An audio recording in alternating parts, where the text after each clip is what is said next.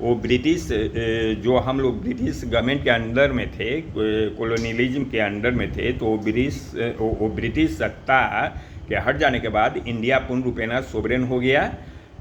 लेकिन ऐसा नहीं माना जा सकता है, कॉमनवेल्थ ऑफ नेशन में ज्वाइन किया तो ये सोवरेंटी के अगेंस्ट में नहीं जाता है।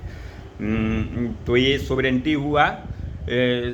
सोवरेन सोशलिस्ट करने का मतलब है कि इंडिया में सभी को समान रूप से जीने का अधिकार है। सोशलिस्ट का मतलब ये हुआ सिंपल वे में कि समान रूप से जीने का अधिकार है। इसके लिए उसको समान रूप से बेसिक जो एमिनिटीज़ है, बेसिक जो फैसिलिटीज़ है उसको उपलब्ध कराया जाएगा। जैसे कि ये बाद में डायरेक्टिव प्रिंसिपल्स ऑफ स्टेट में जो रख दिया गया है, और साथ साथ फंडामेंटल राइट्स में भी बहुत सारा ऐसा राइट्स है जो कि सोशलिस्टिक है। जो सोशलिस्टिक इन द कहने का मतलब है कि जो डाउन प्रूडेंस है उसको जस्टिस दिलाने के लिए ही बेसिकली ये सब सारे प्रोविज़न रखे गए हैं।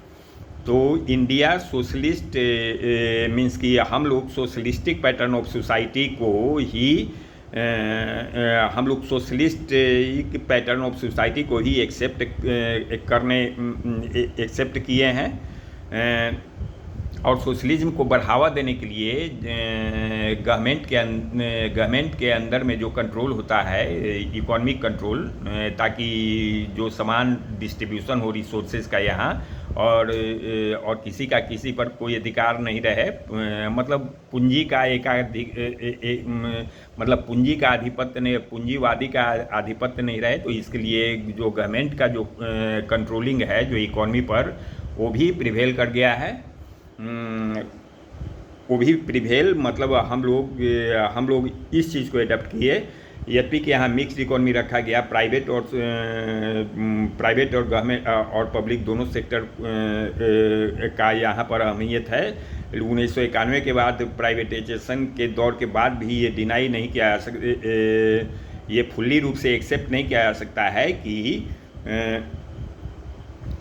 जो सोशलिस्टिक पैटर्न ऑफ सोसाइटी हम लोग का अब मोटिव नहीं रहा है। Basically socialistic pattern of society motive अभी भी है, चूँकि गवर्नमेंट का बहुत सारा पॉलिसी आता है, बहुत सारे रिजोल्यूशंस है। बेसिकली जो कॉन्स्टिट्यूशन जो बेस्ड है वो basically socialistic pattern of society पर ही बेस्ड है, जिसमें कि directive principles of state policy और फंडामेंटल राइट्स को यदि हम देखेंगे, जैसे देखेंगे प्रोविज़न वुमेन के लिए प्रोविज़न बनाए